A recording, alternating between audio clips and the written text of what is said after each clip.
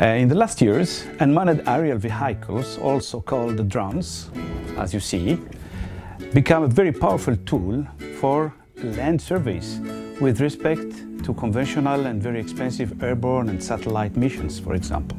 Using these flying tools, we can produce and have a very high resolution images using a very lightweight cameras and instruments that we can put on this kind of flying machines. Based on the area that we want to survey, we can use two different kind of unmanned aerial vehicles. As you can see, we have a fixed wings.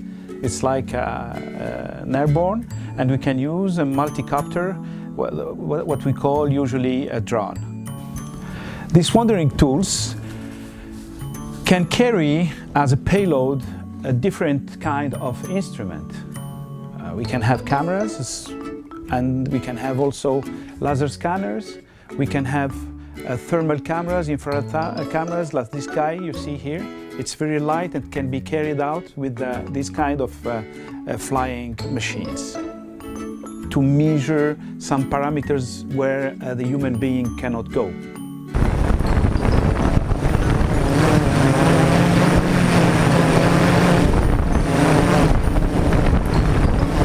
Flying with kind of instruments can be dangerous, and we have to observe many laws and policies that are established by the National Aeronautic Agency. For the Savemedcoasts project, scientists from INGV and Thessaloniki University have used these instruments to record aerial images for the coastal areas and zones of Lipari, Cinque Terre, and in Greece island in the Lefkada zone. Collecting data is not the end of the work. Data have to be analyzed using powerful computers and dedicated software for interpolating images and producing 3D models, for example. And usually we use algorithms based on the structure of motion technique, similar to something like making movies in 3D and so on.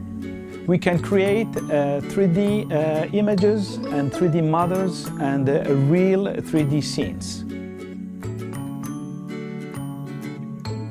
Using these algorithms and this software produce also what we call orthophotos, that are rectified images, and we can produce also a very detailed digital surface models. One of the results and objectives of Savemedcoasts is the production of this kind of images and maps that are very, very precise and can be used in a cartography to monitor the sea level changes.